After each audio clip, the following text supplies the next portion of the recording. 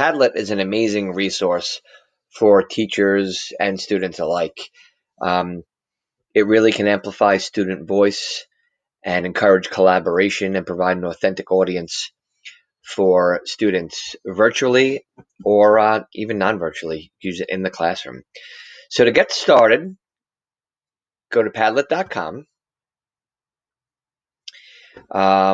If you already have an account, you can log in, and if not, you can sign up for free right here. And the easiest way is just to sign up with Google. You should be using a Gmail address.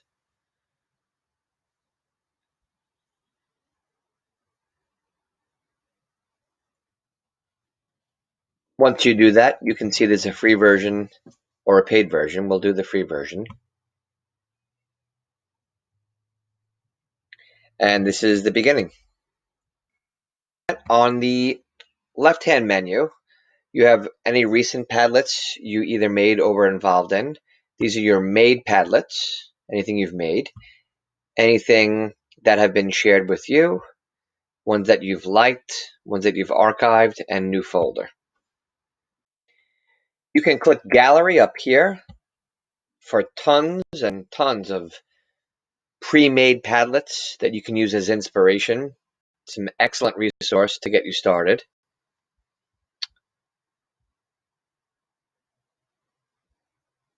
But we are going to click Make a Padlet.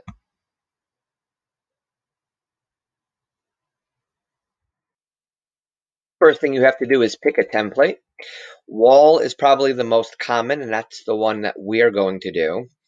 It says pack content in a brick-like layout, but you can also do canvas, stream. It's almost like a top-to-bottom feed. Grid, shelf, back channel is a popular one. Back channel is to communicate in a chat-like environment. Timeline is another great option. But we're going to start by clicking Wall.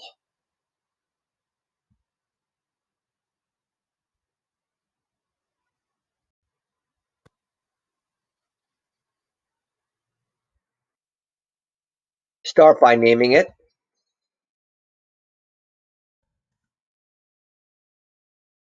Give it a quick description.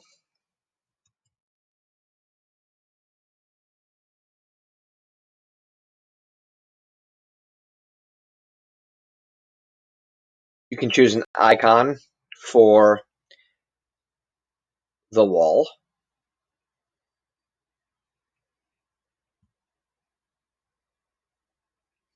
Press the back button. You can choose your wallpaper, and you could also add your own wallpaper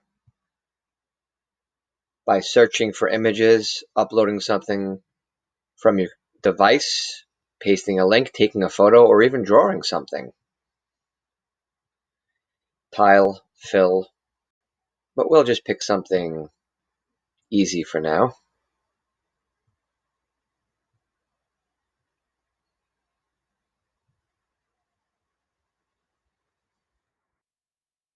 As you can see, the icon is right up here now. These are very important things. So attribution says display author name above each post. We like to leave that on because you will know who created the post. But if you leave it off, it could be anonymous. So that could be helpful as well if that's what you want. New post position. Do you want the new post to appear at the top or at the bottom, first or last? We're going to leave it first. Comments. Allow viewers to comment on posts. Yes, we like to do that.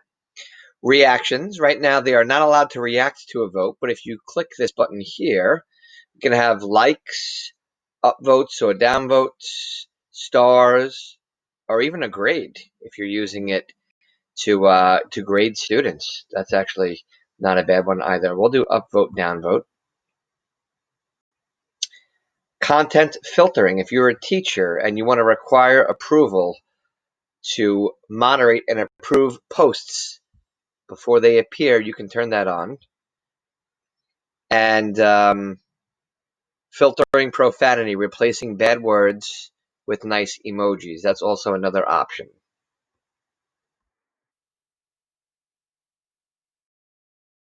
We also skipped one part. For the address, you can actually create your own unique address that might be easier for students to remember to get to this Padlet. Hopefully that one works. And now we will hit the next button. And we click Start Posting. But we are not done yet. So before you start posting, you also want to go up here and click this Share button. If you click the Modify button, that goes through everything we just did. If you ever wanted to edit the settings that you created when you created the Padlet. But if you click the Share button, these are also some more sharing settings that are very important. So first we'll start with privacy. It says you can always share a Padlet with someone by sending its link via a QR code, broadcasting it, or embedding it somewhere. This makes things really convenient, but that convenience comes at the cost of privacy. So, private means the Padlet is hidden from the public.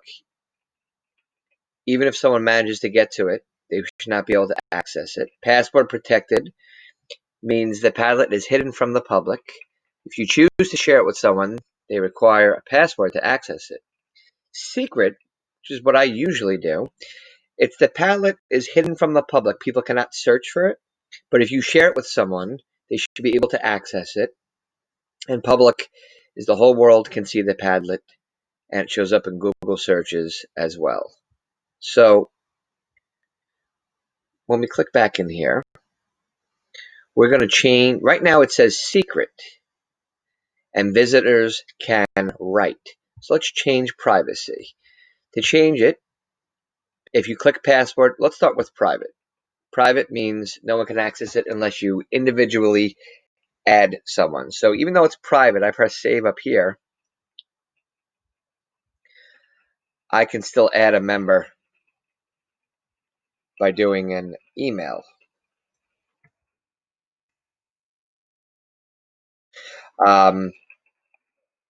It's actually a username. And what you would do is you'd click the username, a Padlet username, if you knew it, and they can join your Padlet. But if you want a password protected, you add your password down there. Now, visitor permissions, though. Can the people who can access your Padlet read it? Or can they view and add posts and edit their own post? That's what can write means. Can edit means they can view and add posts, but edit and approve other people's posts. So usually we leave it at can write. Basically, they can post and view and add posts and comment on each other's posts.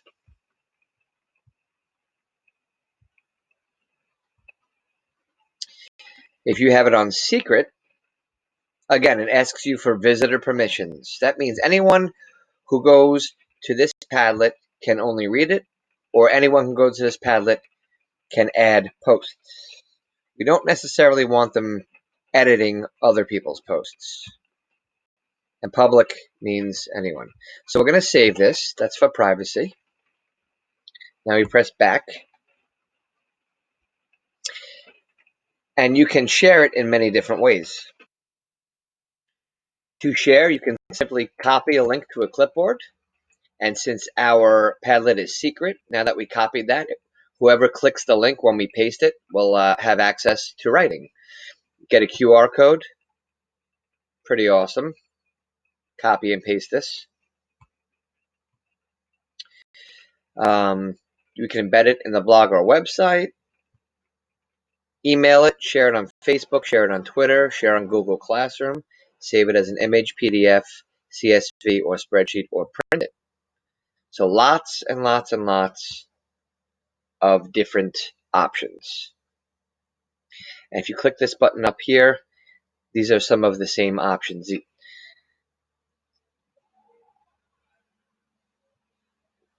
could also click the Remake button. Basically, it's copying an entire Padlet. Okay, it says make a copy of a Padlet to use as a template for your own work. Now you can copy the design or copy the design and the posts. Okay, so this is another excellent way to use Padlets that you like as your own templates. So those are pretty much all the options, and once you're done doing that, you can just get started by clicking this button down here or double clicking anywhere on the Padlet and creating a post. We cover that in a different tutorial. You're going to have a lot of fun with this tool.